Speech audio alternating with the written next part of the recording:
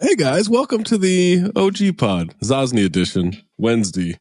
Everyone back from All-Star. We'll get into Waz and Amin's All-Star experiences in the Patreon episode, patreon.com/countthedings. But we got a full squad. Remember hashtag full squad? We got a full squad today. Minus Trey, I guess. Oh my God. Hashtag full squad was a time, man. That was in David Lee? David Lee's Warriors. Yeah, All-Star David Lee. Zach, that's Tom, that's Amin, that's Waz, and or Big Zaz as his name on StreamYard says. Want to get into the fraud meter, but I can't believe that you guys don't know about this. It feels like the Slav life thing is right up your alley, Amin, because it's misogynistic. Like that's the hook of the whole soundbite. Oh, here we go. Tell me what you know about Slav life. What the fuck you know? Work all day, but we party all night. Slav life, we survive in the hard times. Yeah. Shut up, woman, do the dishes, you are my wife. That is all over TikTok for me. That last verse. I have done that character on Cinephobe for 200 years. Yeah. All right. Let's go.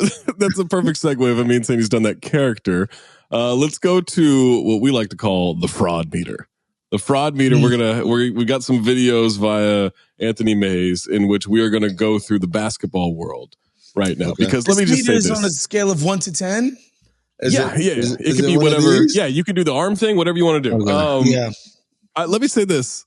I have hated this week on the internet. What a terrible, boring week. Oh my God. Aside from Doc Rivers' comments, but even with Doc, like Doc's on this like historic generational run of quotes right now. I hope he never stops. Too much. It's become too much. Can we recount some of the things he said though? He wouldn't. Well, yeah. Well, I mean, it started with "I wouldn't wish this on anybody." Yeah. When it came to taking over the 2 seed Milwaukee Bucks with Giannis and Damian Lillard fully healthy, right? Wouldn't wish this on anybody. Recently, he said that he had asked ownership to wait until the All-Star break was over to start coaching. Which is that him looking out for Joe Prunty? Well, no, it started with him saying, "Why y'all want to get rid of Adrian?" I don't think that's a good idea. That's where it started. Then it was like, fine, I guess. If you're going to do it. $40 million, I guess, if you twist my arm. We had JJ Redick call him out. Also, there's one today that I saw briefly. I didn't look at the article, but apparently he was trying to talk Kawhi Leonard into Shai Gilgeous-Alexander as a teammate on the Clippers. That's a LeBron. Hey, man, I knew this Gilgeous-Alexander glow up was going to happen. It's a lie. I tried to tell Kawhi. It's a fucking lie. We haven't LeBron heard, is so proud of him. That happened in 2019, right? That move happened in 2019. We're just hearing about this now that it's a lie. OKC's the 2 seed or whatever they are. It's ridiculous. It's a lie. And by the way, because Zach, at the time, remember, we were going to a lot of Clipper games at the time, and and the Kawhi going over there, coming to LA, Kawhi going to the Clippers was like a thing that was kind of known for a minute, right? Before the season ended. And, like when you would talk to a couple of Clippers people, what you would hear was, yo, he reminds me of Penny Hardaway, right? Which All-Star, which I thought was blasphemous at the time because Penny Hardaway, one of my childhood basketball heroes. I was like, this is a bit ridiculous. But like Shai, they really liked Shai. Nobody thought he was in line for MVP. Nobody thought that. Oh, but he was going to be a top 3. No, but like nobody thought that. Yeah, but you don't have a PhD. Doc does. Okay. That's true. That's true. And Tom, we never really get revisionist history, right? Everyone kind of just tells the truth on this stuff. Well, for sure. And it's the perfect lie because, Kawhi ain't going to set the record straight on that. Right. Hey, I talked to Kawhi and he told me this and like Kawhi's going to sit there and be like, wait, what? Doc said, okay. All right. Well, I'm not going to speak on that. I'm good. So he picked the right person. Right. So Doc, man, as Amin said, I hope he never stops. He is on an absolute tear right now. This is like This is like James Harden averaging 45 for a month. But you know what this is? This is, and maybe it's just because it's the few days where we don't have any action. It feels like, and stay with me on that, it feels like Trump is president again, where you wake up in the morning, you're like, wait, he said what now? It's always multiple things as soon as you wake up. Okay, allow me to accept your analogy, except imagine if Trump had no power. It's just Trump talking. So like, it's just like, okay, so I guess if you're a Bucks fan, maybe, but for us, cool, go ahead and do it. You guys skimmed over my favorite part where he told Rachel Nichols, not one, but two teams begged me to come out before I accepted the Bucks one. I missed this. Two other teams. Fill me in. Exactly. Exactly. There's too many. It's exhausting. Tommy told Rachel that two teams this season had contacted him with interest of hiring him as head coach beyond the Bucks. Who do we think that? Let's pretend it's true. Who do we think it is? Brooklyn. Okay, sure. I'll buy Brooklyn. I'll buy Brooklyn. Yeah. And the Lakers. He's probably talking about the Lakers, maybe. Of course. Yeah, 100%. The Clippers are the Lakers are still asking him. Like, are you sure you went on this Bucks thing? You can't get out of this? He's like, I'm trying to get fired right now. Because that's what he's doing, right? He's trying to get fired. And like keep all the money? Yeah. And then golf some more? The ultimate grift. Like, come in mid-season, get fired before the playoffs start. You get 40 mil. You get to go golf. He was so mad he got hired before All-Star break, dude. He was so mad. So mad. So, I mean, what happens when like a player unexpectedly gets invited to All-Star and has plans and everything? Like, are there ways you can just be like, I'm not going, I'm not accepting that? Yeah, you could do the James Harden thing. You can pout and then just answer like 5 days too late. Like, okay, I'll come. Oh, what? You already gave it away? Oh, you could do that. You could turn it down. Mm-hmm. I think I can't remember who was an injury replacement, and then they just turned it down because they were like, I promised my wife, whatever. So it's happened before. You got to be down bad in that relationship if you're following. Yeah, I mean, sorry, can't be an all-star. I promised my wife we're going to Tulum. Like, well, I mean, like, if you tell her, hey, honey, we could either go on vacation to Tulum or hang out in Indiana. We're going to Indianapolis. Yeah. And I'm working the whole time, by the way. That's tough. So are we rating Doc all of these? Well, like in a value package here? No, I think we have individual ones. I mean, we could rate Doc at the end, but I believe we have video for all these. So video number one, Maze, let's bring up LeBron James talking about the potential Warrior trade that was reported. You know, a story that got everybody's attention last week between the Lakers and the Golden State Warriors. Golden State trying to acquire LeBron James. And how far did this go? And how much did you entertain that thought? It didn't go far at all. You know, I actually heard about it when everybody else heard about it. You know, obviously, you know, Charles been in the league, Kenny been in the league, Shaq been in the league, and sometimes there's conversations happen behind closed doors that you don't even know about. And until, I guess, if it's real or not, then they'll bring it to you. But it never even got to me. So, you know, I heard it when the reports dropped as well. I caught LeBron's tell. I don't know if you noticed this when he's about to lie. When he does his face like this, he purses his lips with his mouth closed, looks up, and then does that facial reaction that Amin just mentioned. He's breaking out the tools. Same note too, bro. Yeah, you can always tell LeBron's about to tell because he does it on the barbershop. He scooted up in his seat a little bit. Watch it again. How far did this go, and how much did you entertain that? Right there. There it is, right there. How am I going to get out of this one? Which slide do I come up with here?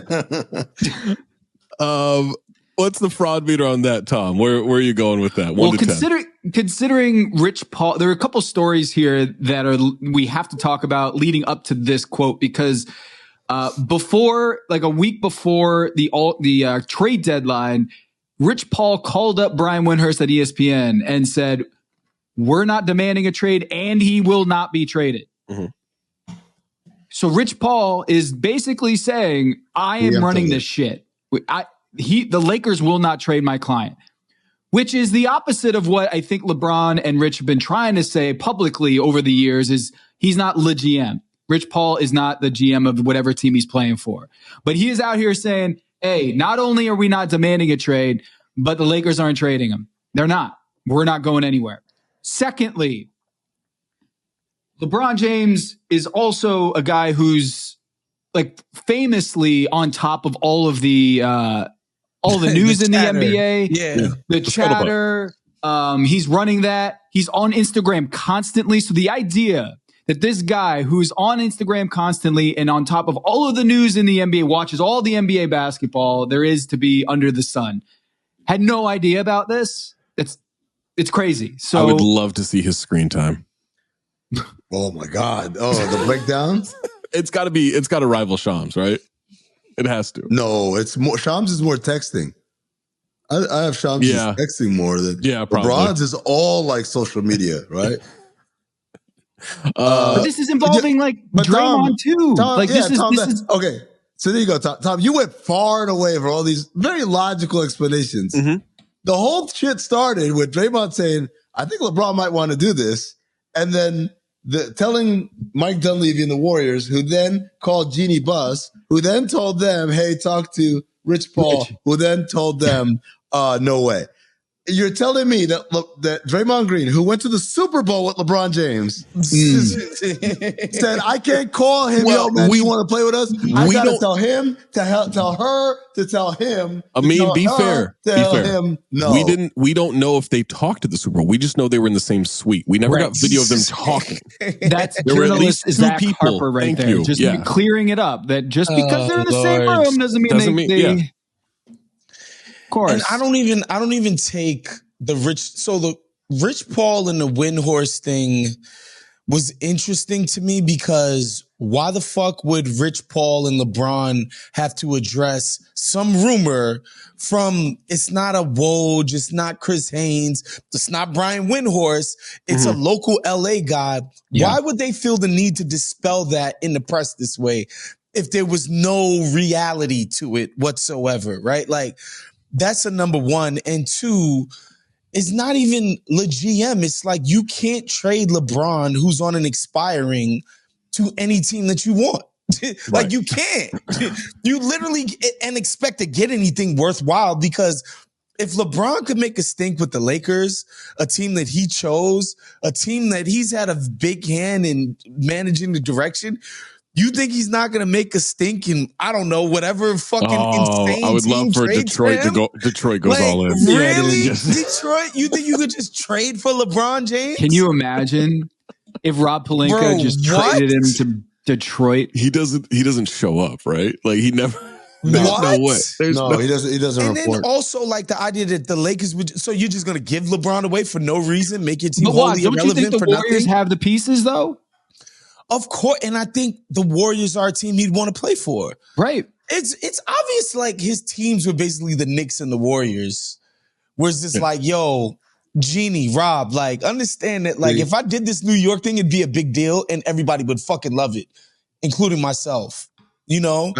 I think New York more than Golden State. I think Golden State on paper, I get to play with Steph, whatever. Then you realize, they actually have a system and I got to do this shit. It's not up to me. Yeah. You know, and they won championships, so you can't say shit.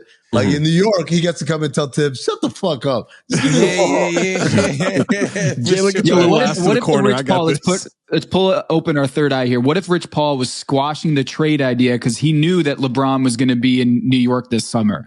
Like that was already signed, sealed, and delivered. So no, you're not going to trade for this. Right. The reverse Melo. Yes, the reverse Melo. Yeah. We're not trading any assets for LeBron. We're not asking for a trade because the move is we're going to New York this summer. What I loved about the Rich Paul thing, though, is the plausible deniability that like, I was talking about DeJounte Murray. I was talking about Malcolm Brogdon. I was talking about all these other clutch guys that could end up in New York by the deadline, yada, yada. I just love the I might represent Nerlens Noel again. We never know. You don't know. Yo, but couldn't Jeannie Buss have just shut that down immediately? Been like, we're not trading LeBron. We're good. Of course, anybody can shut this shit down. Yeah, she went to Rich. They go talk to Rich. I think they were legitimately annoyed with LeBron's in the locker room talking about my son is just as good as everybody in here. Just the stupid shit he's been doing all year. I think they were legitimately annoyed by that stuff. You don't think the 8th man for USC is Bronny James? He's starting now, Zach. He's starting. Hold on. I watched him the other night. He did not play in the fourth quarter. Let the record reflect. I was the first person to point out that Bronny James was not it.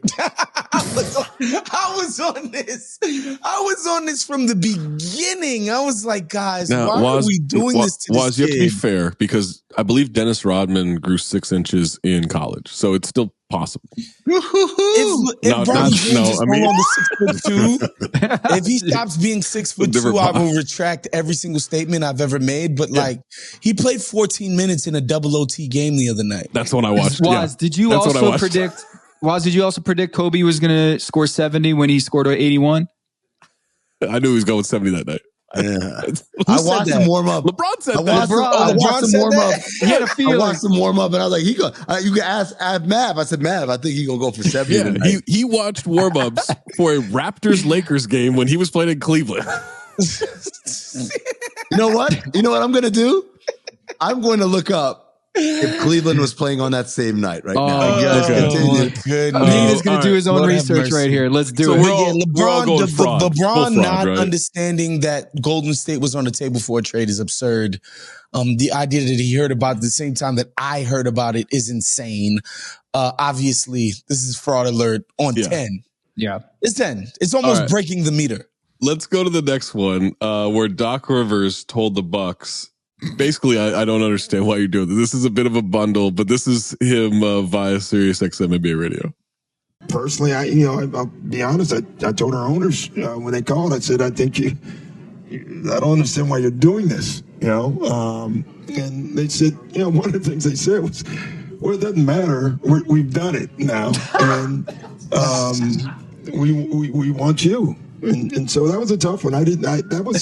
That's where you had the hesitation. Okay. I want to be fair here, all right? If we're taking all the Doc sound as a bundle, it's a 10, right? It's a 10 out of 10. Might even go beyond it. These go to 11. But if we are isolating, not that sound, but the quote of, I wanted them to wait until after the All-Star break. Well, that's a 1, maybe a 0. Like that, I believe 100%. Yeah.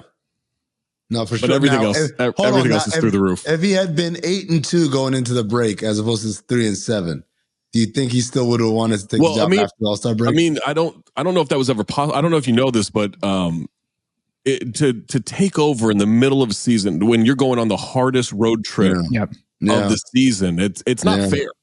But uphill both ways. Yeah. No shoes. It's Milwaukee, so it's snowing. It's snowing. Yeah. It is hard. Yeah, it's difficult. All right, you know what? I take back my stance from earlier. I want this to keep going.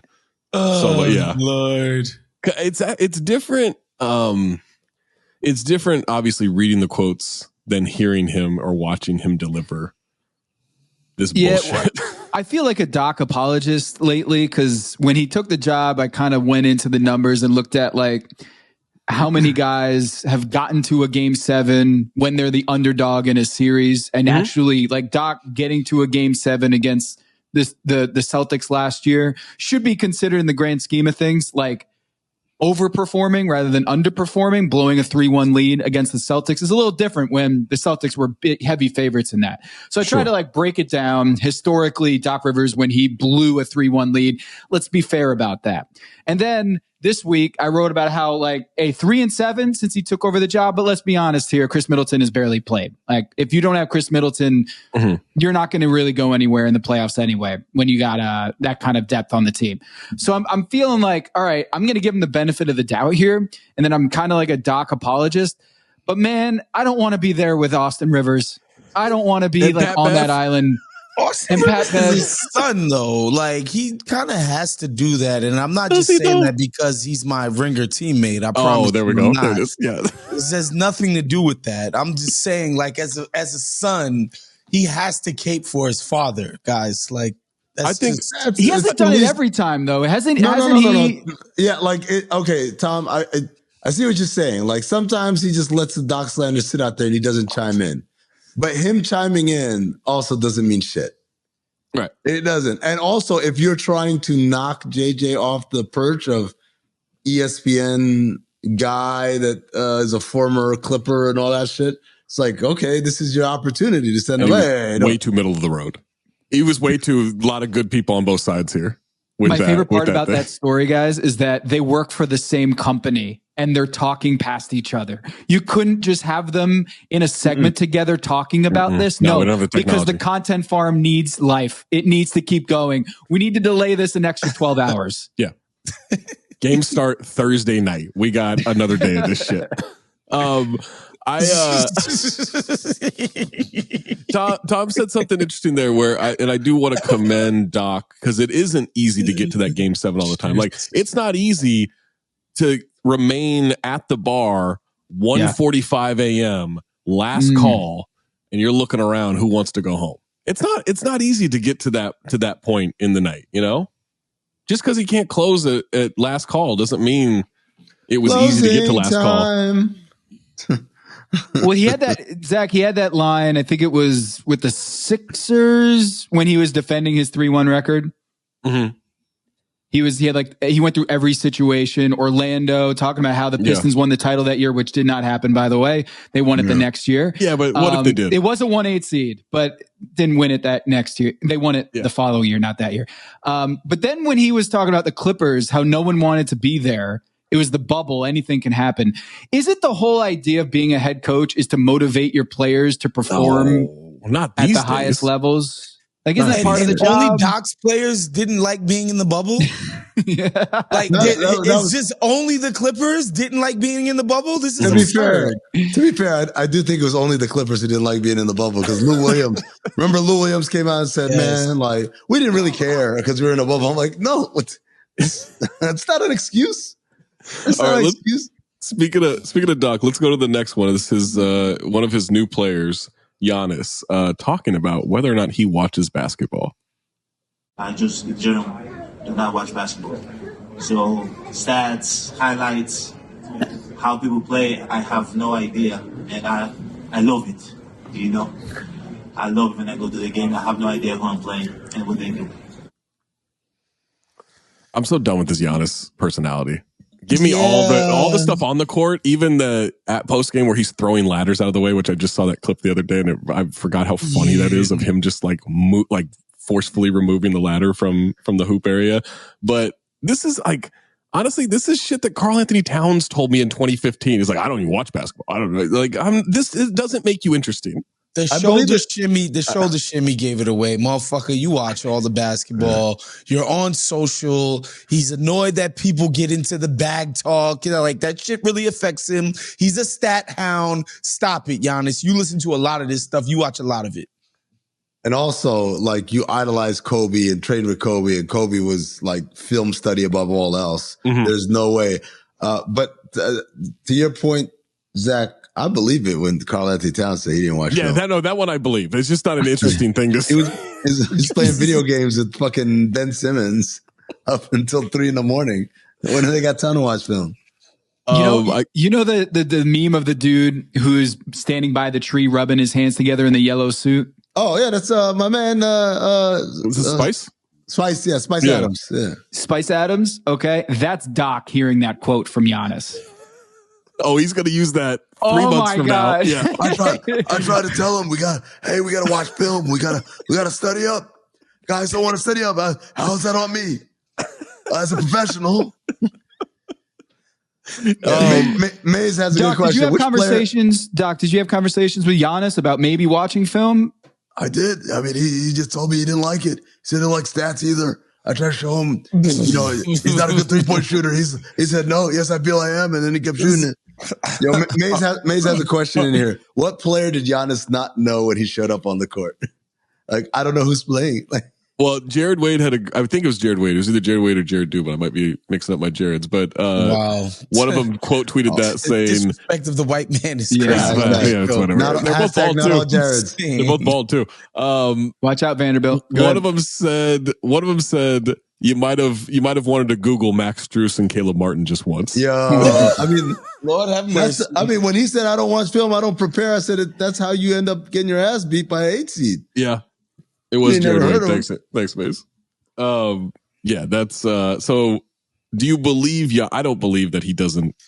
The shoulder shimmy when he said, "I like being like." Stop He's too psychotically competitive.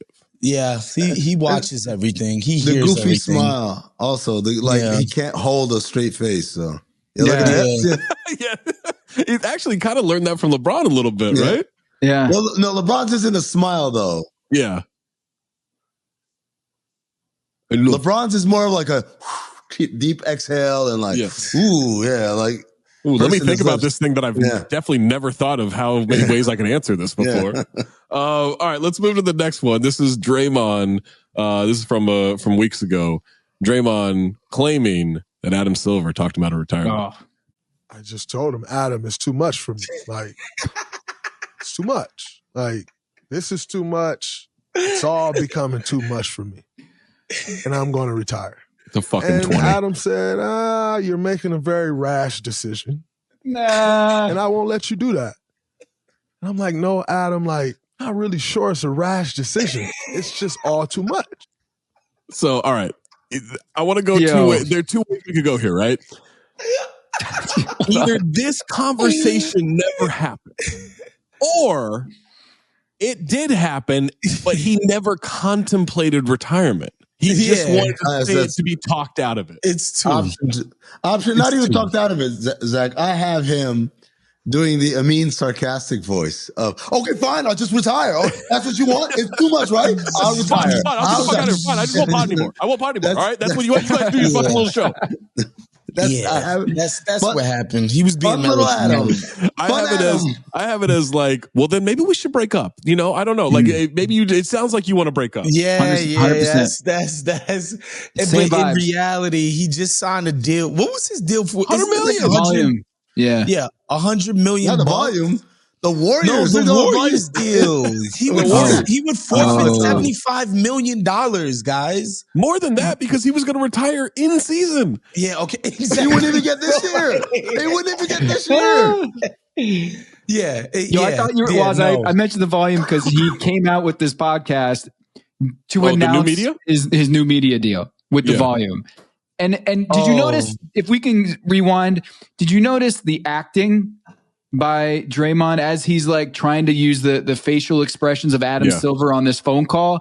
Did he specify whether it was a Zoom or a phone call? I feel like it was in person. I think it was in person, right? Part of his counseling, his in-depth. It's all becoming too much for me. And I'm going to retire. And Adam said, you're making a very rash decision. And I won't let you do that. Yeah. That head turn and nod is great. Adam, like, not really sure it's a rash decision. It's just all too much. I don't think Adam Silver was like, I don't think Adam Silver is like Tim Robinson. No. Are you sure about that? You sure about that? You sure about that retirement? All right, that one's off the charts. Let's go. Speaking of Adam Silver, let's go to Adam Silver congratulating the Eastern Conference on a 211 to 186 victory on Sunday in Indianapolis. And to the Eastern Conference All-Stars, you scored the most points. Well, congratulations. Giannis, your team, this trophy is yours. There is more emotion in that than Donald Sterling is banned for life. There is more emotion in that disappointment. Oh, wow. I'm so mad we don't have video of him saying, well, congratulations. Because it panned away. We got a couple shots of Jaylen Brown, but man, that would have been meme material 100%. He has such substitute teacher vibes. It's amazing, bro. Like, it's obvious, like, he has no respect or credibility from the players. Damn. And he tried to be the cool teacher, the cool guy. I'm a cool dad. Yeah, my favorite was when he told Howard Beck in the pregame press conference. He was like, we had a talk, and now that we got Joe Dumars to talk to the players beforehand, I feel like they're going to listen. I'm like, you think Joe Dumars walking into a room, and then they had, who was it? They reported later Iguodala, Dr. J, and Larry Bird. He's Joe Dumars, man. He's not like Charles Oakley or something. You know what I'm saying? I need to see Larry Bird pretending to give a fuck that the All-Star game is competitive or not in 2024. Yeah, I have him smoking the whole time. And just like in between polls, like, play hard. The funny thing to me about Adam is that he's so bag oriented, yet can't communicate to the players what it takes to get a bag. Like it's all he ever concentrates on is like that next deal, the next this, the next that, the next blah, blah, blah. Like it's all about the money. What do you mean? But he can't communicate to the players like, yo, like, you know, we sell things and like it's part of y'all job to sell shit. No, Woz, they just show up and money comes showering on them. Down. I'm here. Give me money. To be fair, that did happen to Jordan Poole. Yeah. That exact thing Amin just did, though. Yes. That's literally what happened to him. And Draymond Green was like, fuck this. Fuck that. All right. Wait, there's one more. I don't know if you guys saw this. They said All-Star ratings this year up 14% over last year. Yeah, because last year was so bad because they had no Steph. So how much fraudulence? How much fraudulence? And the thing is that 14% is bad because we're in the juiced ball era of ratings. It was where juiced. Like, you they know, lost 1 million people 2 years ago compared to 2 years ago when they had Steph. The 14% going up is only because Steph didn't play last year. That's it. Yeah, but Tom, Steph we're not worried about proper context of numbers. Okay, we just need to know that there's an arrow pointing up this time. Yes. That's all we need. And now they're adding like all the different channels that they're on. Have you noticed that instead of being like, oh, it was up 14% on ABC, they're like, it was up 14% on ABC plus ESPN News plus the Ocho. By the way, that alt cast with Draymond was fucking awful. What? For the All-Star game. I was watching terrible. I was watching that one. He didn't talk. Oh no, I don't care. Like I was just. Well, I know what. Why were you watching him in? Yeah. Well, Chuck was hilarious. Oh, Chuck. Yeah. Oh, Chuck. Yeah. Also, Draymond did have the line of the night where he said, "This feels like the old Timberwolves for Karl Towns. He's got 50 and they're down 20." Yeah. Fucking got his ass one more time. Charles also said, would you rather be cold or would you rather be around all them homeless people in San Francisco? I was like, homeless murderers, I believe he said, or criminals or whatever he said. Yeah. TNT all weekend long. Super wild, right? Like, oh my God. Kenny was drunk. I don't know what Kenny Smith was doing. But that's what Kenny does every year. That's what I was trying to explain to my friends. It's like, yo. Yeah, they just don't usually put a WNBA player in front of him when he. No. Play that song again. He said she should have been shooting from the WNBA line. Yeah, man. I'm gonna say this. Which is stupid because she never shoots from the WNBA line in WNBA games. I'm gonna say like this. She shoots it from range in her actual games. Yeah, but also she almost won.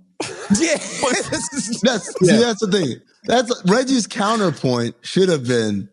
She almost won, right? Yeah. Like the line clearly did not impact her performance like that. Instead, he kept saying like, "Oh, she shoots from whatever line," and then allowing Kenny the open lane up that she should shoot with the regular ball. Then yes, I like. I'm like, you know what?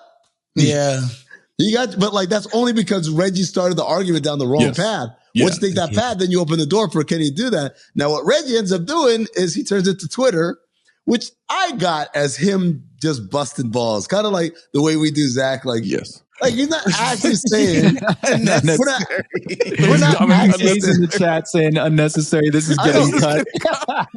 Same thing. Like Reggie's not actually saying that Kenny puts boundaries on women and stuff. He's just trying to like be a dick and shit. But, let's go to Jayson Tatum and see where there's he more lands. lies. Yeah. Oh my God. Come on, dude. So many more. This is Jayson Tatum. Who do you think's the best player in the NBA right now? Myself. Is that, have you always had that kind of confidence? Because I asked you that question he doesn't a year believe ago, that. and you said it was Giannis. So what's giving you that confidence? Would you still love me if I had no arms? Yeah, I would. Yeah. Let's play it back one more time. Just the start of it. Who Just do you think is the best it. player in the NBA right now? Myself. No, he doesn't believe that. He doesn't believe that. Myself.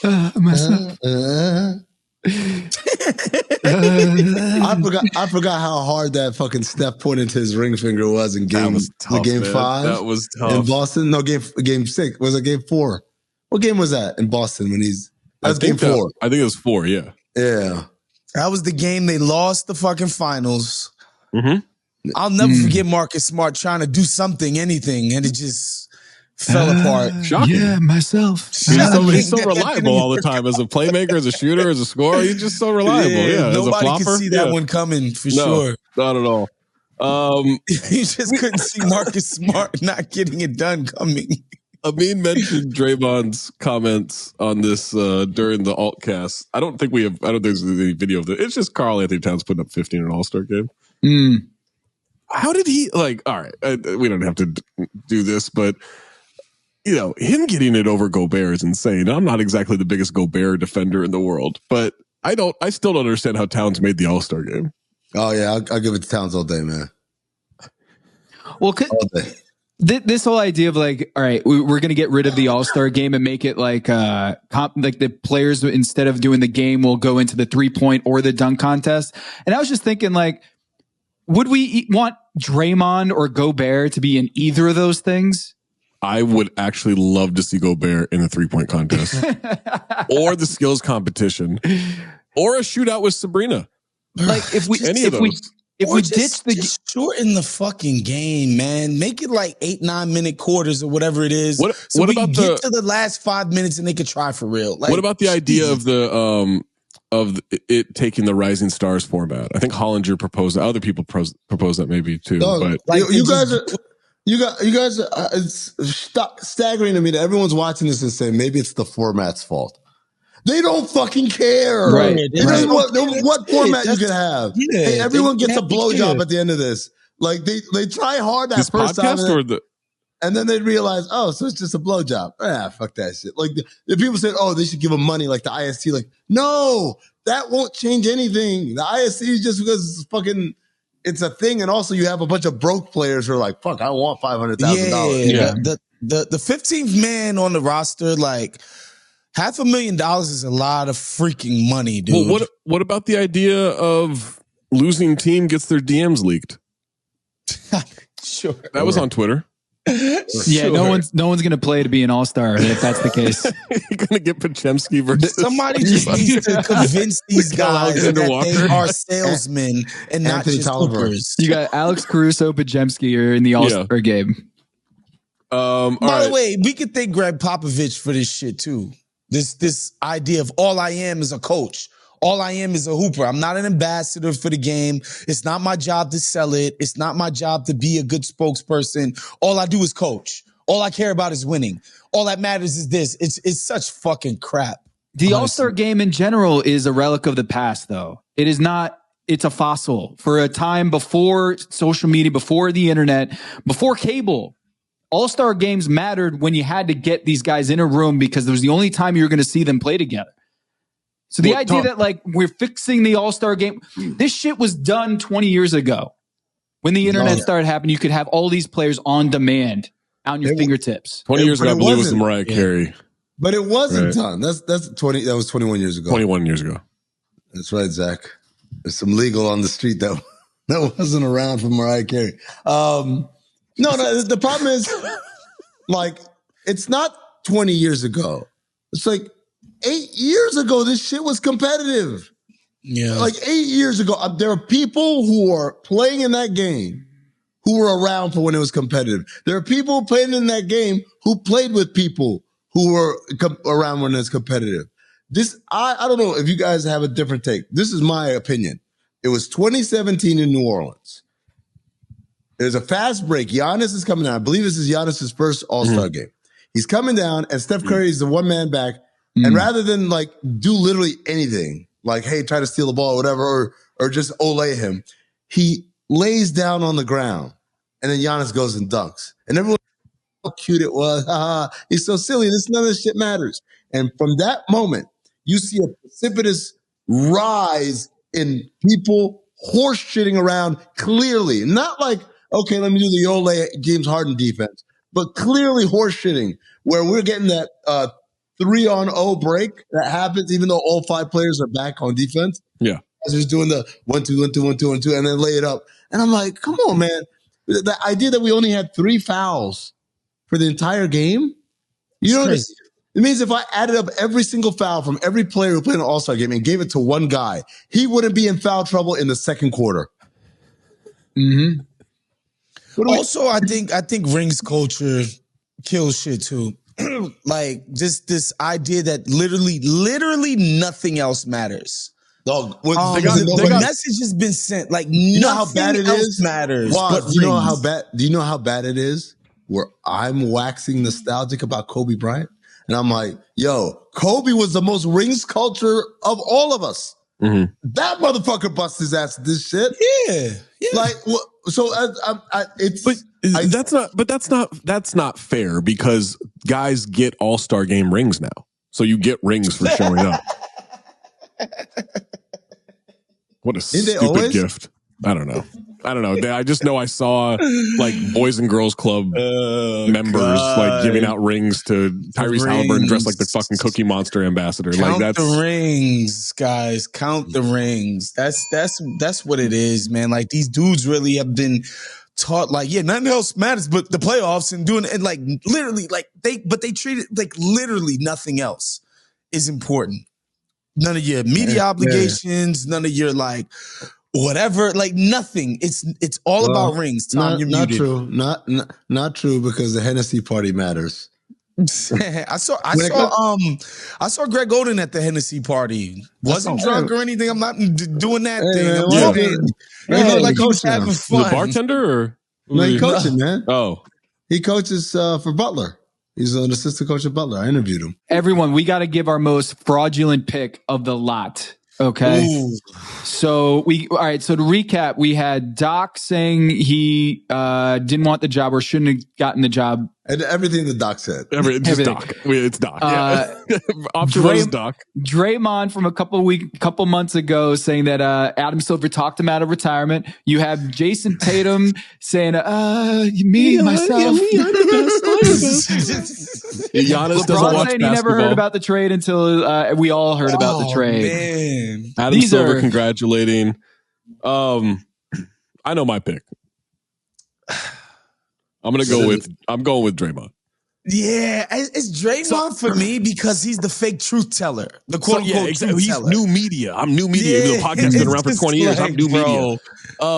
Someone tried to shave me on Twitter going, oh, see, media, they'll be the first one to call players liars publicly, but then wonder why they don't get access anymore. I said, I didn't lose any access. And yeah, I think he's lying. Like, I'll make it as clear as day. Like, he is 100% lying about some aspect of this. Zach, what's more offensive? Someone saying that to you or someone calling me a podcaster in air quotes? What the fuck am I? What am I? He's like, I'm a podcaster. Is nothing else. It's nothing else. I'm a podcaster. I carry tools with me on the road. I've got bells, and literal bells and whistles. Yeah, it's the Draymond for me. Yeah, it's Draymond, and also because I watched that actual whole episode. LeBron. I'm going with LeBron. That was so good. I heard it at the same time Tom Haberstroh heard it. Yeah. Honestly. Yeah. Whatever discussions they may or may not have had, I had nothing to do with it. I found out behind closed doors. And then he pulled Kenny and Chuck into. He's like, Kenny, Chuck, you guys have all been players. Yeah, you know what's happening behind the scenes all the time. Kenny, me and you were the exact same type of NBA player. Same pecking order type of deal. Like, you went through all these trade rumors. We have just completely relatable NBA experiences. So let me ask you guys this. Most of the time, LeBron, when he talk, like he's got a reputation now, right? Everyone knows LeBron be lying, right? Okay. And everybody knows LeBron be lying. Tatum Doc is he's like been exposed as he's a massager of facts. Oh yeah, there you go. Right. Yes. Massager. And Draymond, even though he wants to position himself as a truth teller, he said a lot of things. Like remember, he said he blacked out when he choked Rudy Gobert. He didn't know where he was and all that. And like so everyone's kind of his child in his own home for 3 days. Adam Silver, while not a liar, but like you could tell when he's not good at this, right? So he can't hold it. Well, congratulations. Tatum saying he's the guy. Nobody believed that, right? Nobody. He didn't believe it. We didn't believe it, but even like he didn't believe it, right? But Giannis, for some reason, Giannis says shit like I've never had like ice cream before. People are like, yeah, he's never had ice cream. He never had a smoothie. And people will believe anything. So to me, the biggest fraud of them all. It's because he says it with an accent. But wait. I mean, let's rope in here. Idiots, dog. They don't know shit. Giannis saying also, you know, I'm on my 4th coach in 6 months. This is exhausting. Yeah, it's draining. You got 2 of them fired. What are we doing? Poor Joe Prunty. Oh, Joe. I mean, look, Joe Prunty, the interim god now. Yeah. Oh shit. Why now? We have Joe Prunty. He can hold on. He can hold on.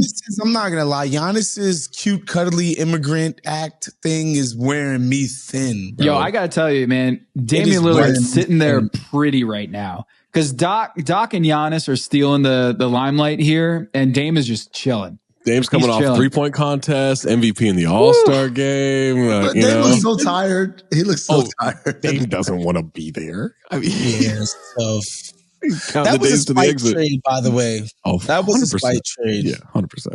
Yeah. Maybe Doc and his inevitable second round exit. Well, yeah. I mean, if we're gonna attach the second round exit to it, yeah. I wanted Drew Holiday. I wanted Drew Holiday on the team. But the thing that kept me from picking Doc is I did believe that he wanted to wait until after the All-Star break. Yeah. There is that truth, you know. That's just not wanting to work. I mean, the golf schedule has been upended completely. So we know that's a fact. Yeah. To go from Florida to goddamn Milwaukee. And now he's got to get by on just like an indoor golf simulator. That's not the same, guys. I gotta hear how it was in Indianapolis. I gotta hear this shit. Yeah, okay. Yeah, let's get to that. Thank you for listening. If you want more, if you want tales from Indianapolis, maybe stuff that we won't cut, who knows? Patreon.com/countthedings to get this final Patreon segment. Tom, you and I were not in Indianapolis, correct? I was in Disney World. Yep. Wow. With the girls. I was at Cinderella's castle. Yeah. Well, I do want to hear about that, but let's pass the ball to the real. First, the two gentlemen who braved the elements that were the Indianapolis snow, and I believe, I mean, Indy, they're no stranger to snow. I'm sure that everything was set up to. Could have fooled me.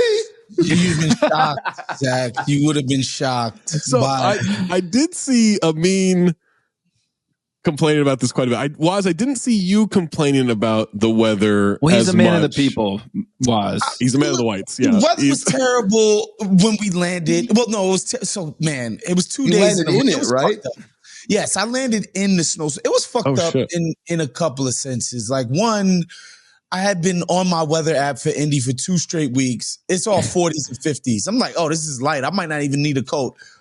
2 days before we're going down there, it's like, yeah, this shit gonna be in the 20s the whole time you're there. I'm like, this is fucking This is gonna be the North Pole. Literally for only 2 days, because by Sunday, oh my! Use the actual picture. Don't use that one. Is that a White Walker? That is the actual picture. That's a real. No, that's a real. It's Photoshop. I don't know. It looks pretty good. Funny.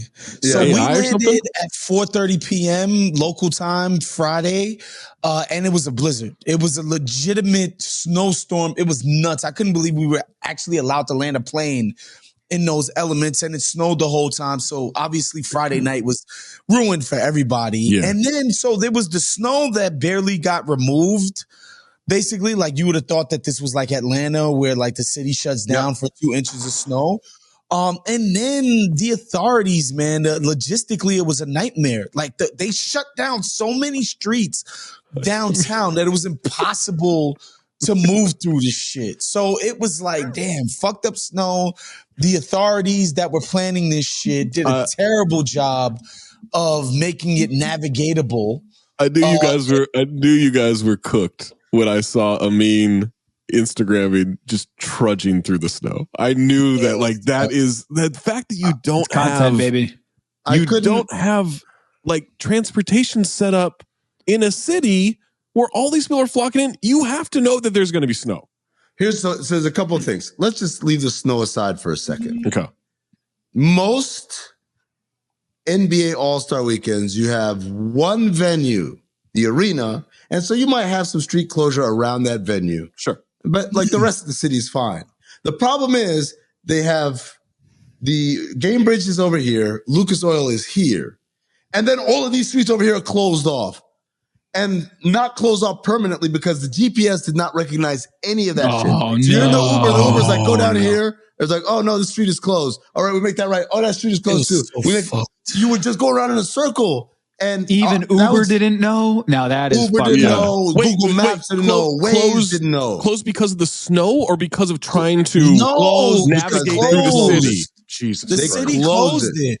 And it got to a point where if something was less than a 20-minute walk, I was walking it. It was just like, it would show you like to drive 1.1 mile would take 25 minutes.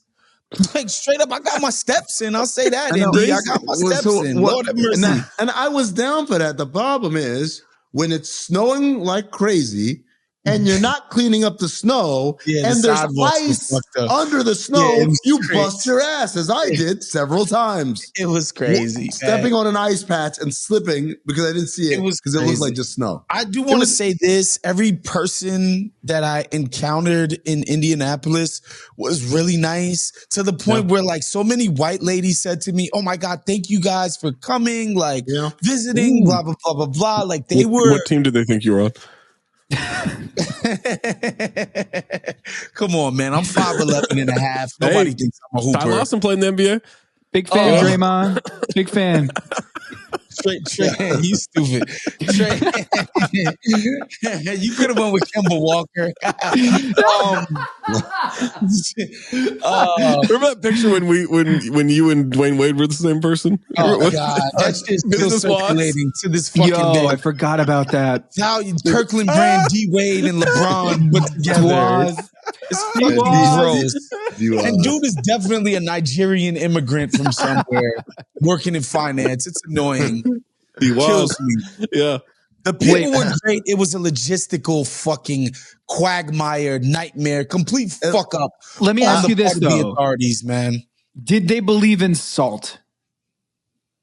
Eventually, yeah. Yo, I was in Portland a few weeks ago during an ice storm, and they don't believe in salt because it's bad for the environment. So the ice storm stayed for like 2 weeks, and people were dying out there on the streets. Is this a DeAndre Ayton can't get out of his house storm? Yes, or was this yes, the same exact storm. They were like outside of Moda Center was an inch of ice, black ice. You could not see like the sidewalk. It was just, it was mayhem outside. And I'm like, growing up outside of New York, I'm like, you go out in the city and if it's snowing, there's salt everywhere. Yeah, pre-salted. Yeah. They do not use salt in Portland because it's bad for the environment. So here's the thing. I want to say about that, Tom. Liberals can be so ridiculous sometimes that it almost makes a black man want to look past the KKK vibes of the right wing and become a right wing. Almost. It's hard. He was just in Indiana. The disrespect. The GOP's only right here. This is the thing too. Like, New York, Eric Adams, clown that he is, he's trying to get people who aren't watching the video. They're showing value brand D Wade and saying that this is me. It's not. This guy no one said it's you. This is absurd. God's hairline is actually better than mine. Now that I'm looking at it, Jesus. This was a while ago though. He's probably hurting now. He's probably hurting now too. Like, in New York, Eric Adams trying to get rid of the rats, and some of the libs said, Well, we have to make sure we get rid of the rats in as humane way as possible. Yeah. What the fuck are you talking about, bro? I got Waz out here with a spiked bat, just taking care of this problem. Bruh. What? I had a fucking cockroach the size of a goddamn Buick in my kitchen last night. New York City. How can your answer to that be make sure they get rid of them humane? It's insane. Anyway, yeah, they eventually got it right. And of course, on Saturday night, it was about 16 degrees, I would say. Yes. 16 degrees Saturday night. So the weather sucked. Getting around was impossible. Salt Lake City managed to do this better. Yeah, I mean, because they pre-salt and they salt. And but also the weather great in Salt Lake. The weather wasn't bad in Salt Lake. It was all right. I mean, I saw that you went on a rampage on Twitter, with your comments about how there should be a rotation. Did you have the Amin plan? Did you have fun doing that? Like, do you like playing whack-a-mole with people in your mentions? Like, I feel like you take great delight in just destroying. Of course. What a softball question.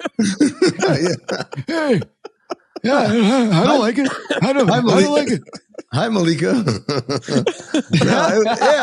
It's hilarious. It's hilarious because it's part of it is to see their inferiority complexes just rise up and so brazenly, but also like just the common sense. Like, I'm not here advocating for us to do the finals in the NBA draft in Phoenix in June. Yeah.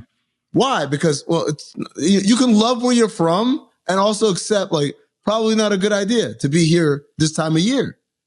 And, bro, they shouldn't have All-Star Weekend in New York or Toronto either. No, exactly. Yeah, I'm not. And those are the coldest, most miserable times. Come on, All-Star Weekend. February, guys. Yeah. What the fuck, man? So it's New York was the last cold weather one I did. Well, I was like, fuck this. And I'm not doing this. And we never saw Zach again. The warm was New Orleans, LA. I'm there. So, but like, here's the thing. It's like, if you listen to what Zach what Waz just described, it wasn't, I'm cold, or it was like, it was, buy a coat. I'm like, no, you don't understand. Your logistics are impacted by this. Yes. It fucks up the weekend. I hosted a panel. I moderated a panel on Friday. That was one of those times where I was like stuck in traffic. Fuck it. I got to get out of this thing and literally run through the snow and ice and all this shit. Ran, got to the convention center, got in there. I was out of breath. I'm apologizing to the NBA people. I'm so sorry, blah, blah, like this traffic is crazy. And then they're like, relax. Everybody's late. You're the first one here. Like, we didn't start till for 40 minutes because we couldn't get everybody together.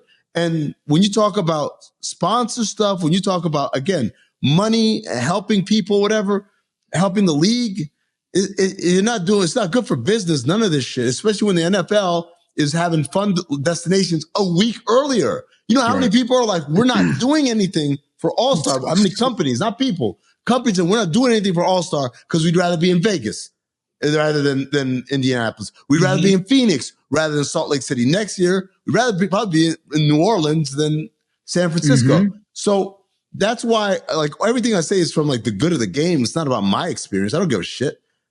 My thing is this. The Amin plan is, if you don't know, it's basically a list of 8 warm weather cities. And it's Los Angeles, it's Phoenix, it's Houston, it's New Orleans, Atlanta, Orlando, Miami, and I can't remember what the 8th one was. Or maybe it's Dallas or whatever. Like, those are the cities that get it, that traded along. And then on the 9th year, you can give it to a cold weather city as a bone. And on the 10th year, we go somewhere that's not an NBA city. Maybe Paris, maybe Mexico City, maybe Seattle, wherever, just to kind of mix it up. There's that part of it, right? Mexico City would be fire. Oh my God. It would be super fire, bro. Like, I can't imagine that going well. But, go well for me. Well, and Mason Wise would come back. But the other part about all of this is, like, when you think about why we're here, right, is because we want these cities to get a boost. So right, I like this economic boost. What if I said to you, instead of giving these cities fucking All-Star in the middle of February, Let's go back to the days when we moved the draft around. The draft is in June. I'd love to be in Minneapolis in June. I'd kill to be in Milwaukee in June. Incredible, yeah. Like what about Chicago? I'd even do Chicago in June. Really? Wow. Yeah. You hate Chicago. I do hate Chicago. Yeah. Cleveland's another one. I've done Cleveland in June this is four the first times. time this is the first time I believe that Amin is filled with integrity. Also, I'm saying just to interject really quick about Cleveland. That was my first impression of Indianapolis upon landing. Oh, not landing, sorry, because that drive from in the fucking snow from the airport to downtown. 3 hours. Oh my God. It was not exactly scenic. But getting downtown, I said to myself, better than Cleveland. No, you know what's funny? It's crazy because there's a lot of similarities, but you know what the biggest difference is? You said it. The people were all really nice and fucking welcoming and hospitable. I can't say anything bad about the people of Indianapolis. Man, they were dope, bro. Everybody was cool. Cleveland. Which tagline is going to be on the poster for the Indiana Tourism Board? Is it going to be Indiana got my steps in, or Indiana better than Cleveland? I got not Cleveland. Indiana. We're not Cleveland. Nicer than Cleveland. Woz, could you tell us about meeting AJ from Backstreet Boys? Oh my God, that was that the Grand Marnier party? Grand Marnier, yeah. It's funny. It's funny because I had like 5 different people tell me, "Yo, AJ from the Backstreet Boys is here." Yeah. It's so crazy. First time I felt like major FOMO. It was just now. The thing about seeing celebrities in person is in the instance that it happens, you're not sure if it's somebody you've legitimately met before and should know who they are, or if it's a celebrity. So that's the sensation that I got when I seen AJ. And I'm like, wait, oh shit, that's AJ. So of course I say what up to him, I did the drunk thing. You a legend, blah, blah, blah, all of that shit. And then I was like, yo, I gotta document this. And I handed it to my boy, Anthony, that was with me. He took the picture. The next, he was like, AJ, I'm sorry. I need my picture now too. And then I took the picture of him with AJ. It was just great. It was great. Can you confirm he didn't have security with him or anything? He was just chilling by himself. No, he was with one little white dude. He was with his one little white homie, chilling, dancing, showing. You know what I mean? He was like, was he dancing? Yeah, he was 2-stepping to the music. He was having a good time. He's an artist. And must report, because we did this for Greg Golden. No drink in his hand. Didn't see him drinking. Okay. Shout out to AJ. He kept it clean. Shout out to AJ. But he was really nice, really gracious. I made the joke because in the arena they made Fat Joe sing Backstreet Boys. He completely fucked it up. I said, yo, they had Fat Joe up there fucking up your music. And he said, oh my God, I know. Now, did you at least look around to make sure Fat Joe wasn't around? Yeah, when you said that. No. I was gonna say, Woz then went over across the room to Fat Joe and said, yo, you killed it, bro. You killed it. I thought you were a Backstreet Boy. Exactly. Oh, shit. But yeah, seeing AJ, that was really cool. I got roasted by Mike Epps for my hairline. Oh no. God have mercy. Yeah. Telling you, get this liquid collagen. Just get on it. Fix your hairline. Turkey. Gobble, gobble, gobble. It's cheaper. Liquid collagen's cheaper. Turkey. Hey, wait, I just pulled up, before we get to AJ McLean, AJ from Backstreet Boys, born January 9th, 1978 in West Palm Beach to Denise Fernandez, now Solis, a hospital worker, author, and motivation coach, and Robert Blue, quote unquote, Bob McLean, a musician. Denise is of Cuban, Puerto Rican, and German ancestry, and Bob is of Scots, Irish, and English descent. Yeah. Now, here we go in Wikipedia. The first paragraph has a DNA test of AJ from the Backstreet Boys. This is crazy. A DNA test. He's Latin and white? Well, his parents are Latin and white. His mother's Cuban, Puerto Rican, and German ancestry. Well, he's about to give us a DNA test. I'm assuming it's going to say something contradictory. DNA test describes his genetic ancestry as Iberian, Central and South American, Northwest and East European, North African, Nigerian, and Ashkenazi Jewish. Yeah, Jew. Whoa, let's hold on a second. Y'all know the DNA shit is fake, right? Yeah, of course, it's all full of shit. Here's my thing about all this. It's another AJ McLean, another instance of two Americas. I discovered this was in talking with our friend Clay, aka Wave, who when asked us what the J in TJ Warren stands for, we're like, Junior. And he's like, really? I've never heard of that. I'm like, what are you talking about? Like almost every J I could think of is something junior. And we discovered that for white people, the J stands for a name. It's like his name's Alexander James McLean. Versus for black people, it's usually Alexander Jr. McLean is what that AJ would be. So yeah, so like when white people do the F. Scott Fitzgerald or they do put the G or the letter or the whatever for an actual name. Black people don't do that. It's like instead of calling you Pat Jr., your name's PJ. Yeah. You know, just because your dad is Pat, you're PJ. Yeah. And also, it's kind of annoying to call if you're 34 years old and yes, you're your dad's junior, but people just calling you junior, it's kind of patronizing, so you just go PJ. Junior. Yeah, that's what you signed up for. But apparently white people don't do that. White people don't do that. We don't do that. What do you call them? I'm just learning about this now. Yeah, I mean, just goes, yeah, see, Tom had no idea. He had nothing. JJ Watt. How was our good friend JuJu Gotti? Oh, schmoozing. Dog, life of the party, man. Yeah. To do that. First of all, when we went to do the media, what do you call it? Media day? Yeah. The number of people coming up to him to interview him greatly surpassed the number of people he interviews, right? Anywhere we went in the streets, it was same thing, man. At the DraftKings party, his name wasn't even on the list somehow. Didn't matter. We're like, yeah, you're good. Let's just go on in. I mean, he is DraftKings. It's the JuJu experience everywhere he went. Did he get to see Anthony Edwards? Yes, he did. I saw a photo, yeah. It's like the best interaction I've ever seen at All-Star last year. Oh, yeah. No, so JuJu, I said this on Oddball today. I said, I challenge any show, not any basketball show, but any show to have someone that you give a mic and a camera with and do better man on the street content than JuJu Gotti. I don't think no one can touch him. Yeah. Not even Guillermo from Kimmel is as good as it. Like, because what JuJu has, like I said, I've said this a million times. Beyond to do that job, you got to have kind of like a fearlessness to go ask anyone any ridiculous question, whatever.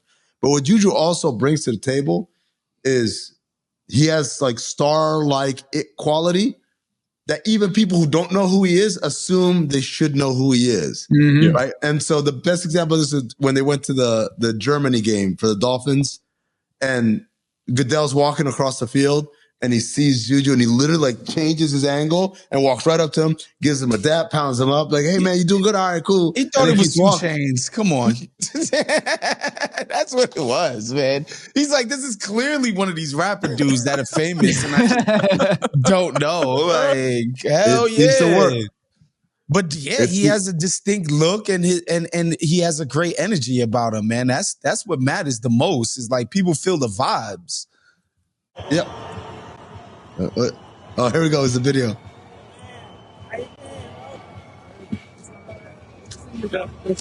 Good to see you. Yes, sir. Good to see you, brother. Ass pat there.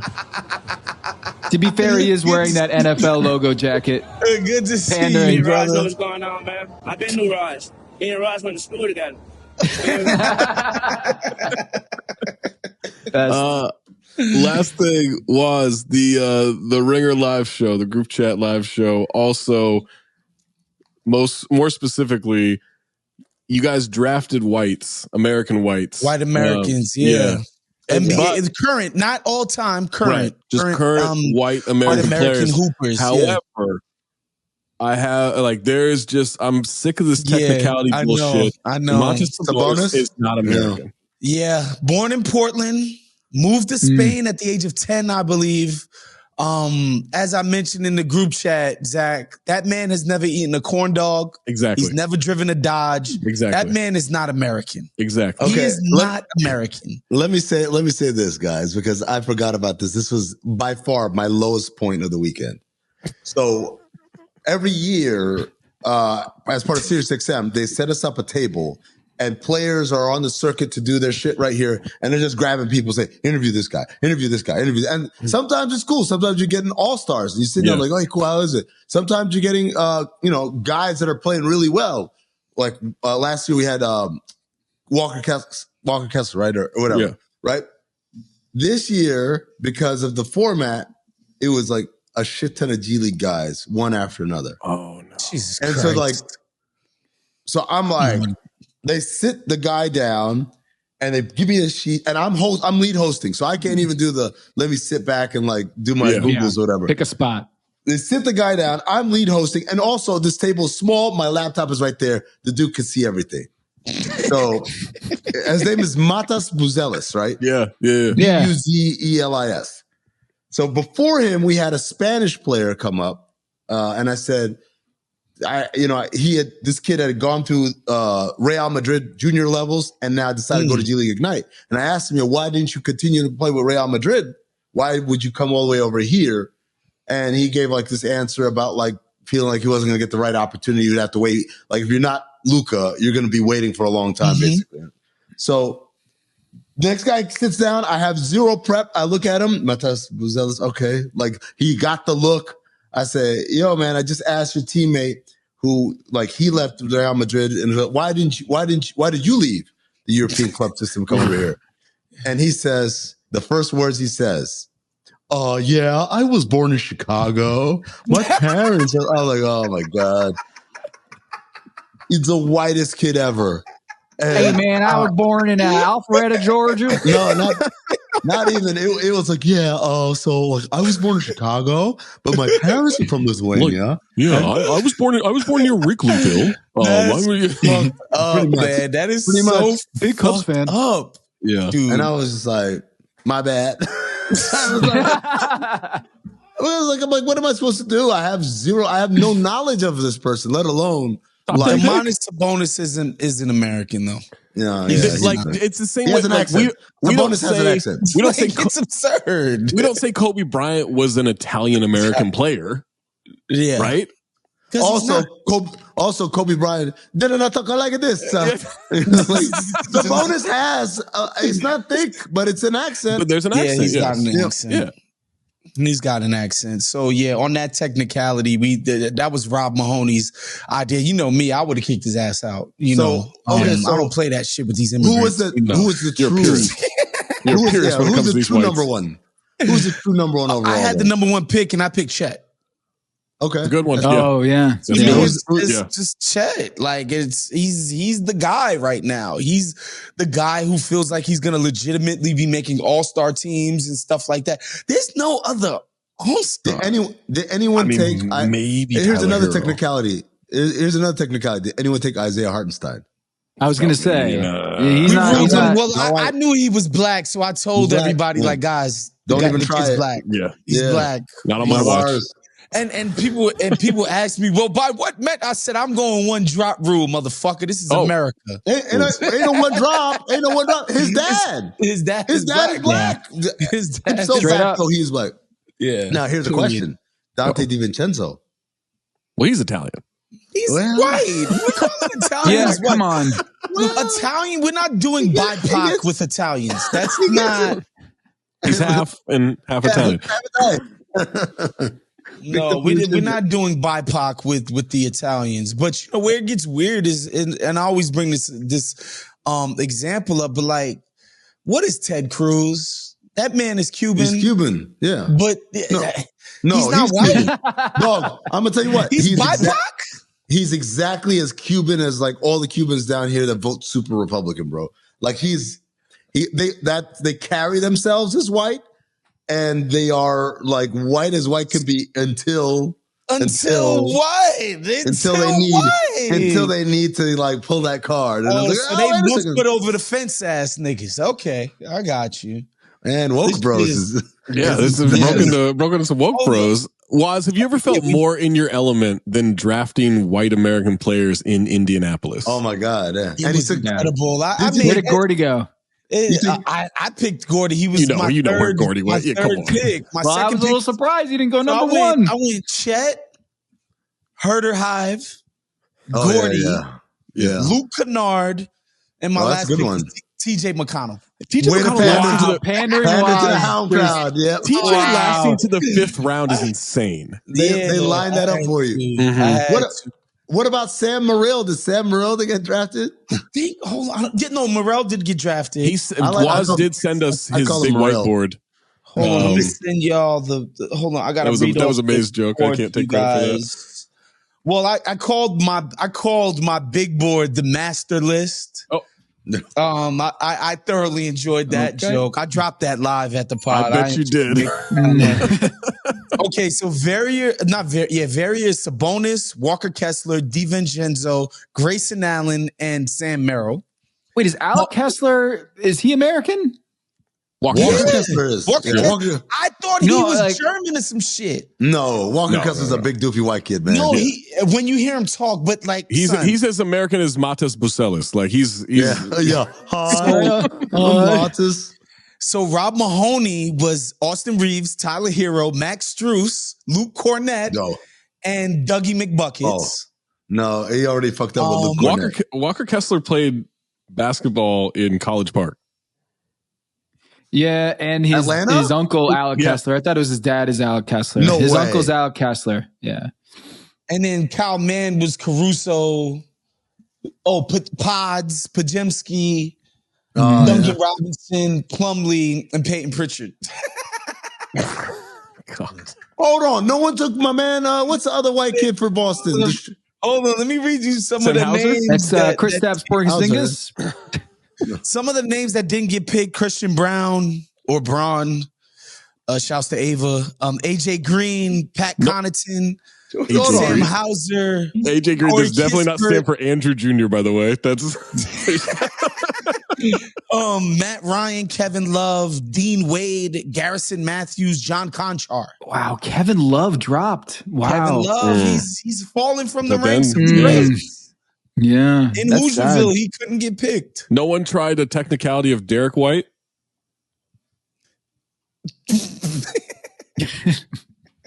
White? He's American? If we start going half white and no, just the last thing. Hold on, Waz. Hold on. Let's back up the racial truck here. Yes, that's all. Yeah, so that counts as like 50.2% white. I'm not going anything with his makeup. I'm just saying the white. Oh, white, you're not doing the 3/5 clause here? No, sir. Not in 2024. No, sir. Yeah, it's February. It's tough. Now it's February, huh? All right, I got to tell you guys about Disney. Just this one thing that, if we're done with Indy, I just have this little thing I want to run by you guys. Yeah, go ahead. Okay, so my girls are 7 and 4. Okay, and they go to Disney World, and they believe all the princesses are the actual princesses, right? Wow. So we're in that like sweet spot of my 7-year-old isn't like, hey, that's not actually Elsa and Anna from Frozen, right? So we're in this sweet spot. But so the first day we get there, we see Tiana, who's the New Orleans princess. What? Okay. Tiana, Princess and the Frog. Princess and the Frog was a movie that came out like 10 years ago. Okay. And the princess, it was based in New Orleans? Yeah, based in New Orleans is the black princess, basically. Oh, okay. The DEI princess. Okay. That's right. Well, there's Moana too. There's a bunch of different, Mulan. So they're on a hell of a run. So they see Tiana on Friday or Saturday. And then the next day they go to Cinderella's castle and Tiana walks in again, but it's not the same Tiana. You know what I'm saying? It's a different woman. It's a different woman. And in my head, I'm like, oh shit. Like my 7-year-old might be like, wait a minute. You're a different Tiana. But she didn't notice it at all. Oh, we all do. But then I thought my kid's racist now. It's not racist. Like, bro. Like, when I was 7, you couldn't tell me that all the Chinese people in New York City didn't look similar. I'm 7 years old. I'm not making these distinctions, bro. This is the Patreon. Let me just say this right now. My children have a real hard time telling black people apart, including me. Like, sometimes they'll be watching TV like, Dad, is that you? I'm like, that's no one. They doesn't even look like me. What are you talking about? That's funny as hell. That's funny. Okay, so that leaves them off the hook. I mean, is what you're saying? Yeah, they're funny. I thought in my head, I was like, is my child just young or just racist? Because I was like, they're obviously not the same person. Racist would be, your kid meets a black person and goes, you hoop, right? Yeah, exactly. Like they're like they are, go kick a verse, go spit it. You rap, don't you? Yeah, clearly. Like your kids are walking up and they're like their brains are pre-programmed to like if she's dressed like this, she's Princess Tiana. Yeah, like their imagination is that they don't see the human; they see the cartoon in front of them. So that's why it's like. I was panicking. I was like, "Oh, they don't look nearly the same person." But this distinction, bro. Yeah. So it worked out well. It was great. Same hairdo. Like, come on now. Mm-hmm. It was a great time. I'm glad it's over though. We did 2 days of Magic Kingdom and a day at Epcot, and that was my first time at Epcot sober. Different experience. So. I've never been to Epcot. I've never done this like the around the world thing where you're supposed to drink. I've never done it. I've always wanted to though. I've done it twice, and it's rough at the end. It's rough because you start in Mexico. I've never been to Disneyland. No. Yeah, I went in like 2019. I think it was. How was it? It's cool. It's fine. It's not as big as Disney World, and also the opportunities to drink are limited because there's 2 parks. There's Disneyland proper, and then there's California Adventure. California Adventure is the one where it's like you can booze over here. Disneyland is like you have to be dining at a restaurant in order to have booze. And I mean, I had zero desire to drink during the day because it just was too stressful. Like the idea of having like a slowdown where I couldn't like perpetually like push through on the day. If I just had 1 beer or 1 drink at lunch, I would have been, oh my God, worked the rest of the day. These chicks don't really look alike at all, but I get it. I get it, kids. now Woz is like, I don't know. Wait a minute. No. It's fine because they're like of different kind of build too. But again, they're wearing the exact same outfit with the exact same hair. Come on. Yeah. I had a little panic attack in my head. I was like, oh shit, we got to deal with this. But like May said in the chat, every Santa is the real Santa. It's not like she's like, wait a minute, you smell like beef and cheese, Artie Lang in Elf. But yeah. Hey, glad you guys had a good time in Indy. Good enough, I think, for sure. San Francisco this year. Who was the jersey? Was it Austin Crozier? No, hell no. I was Chris Mullin. Come on, baby. That's New York City, baby. Mully, crazy. Let's go. We all did wear white American hoopers. There was Brad Miller in there. Dog, let me say, Brad Miller, top 10 interview. This dude was amazing as an interview.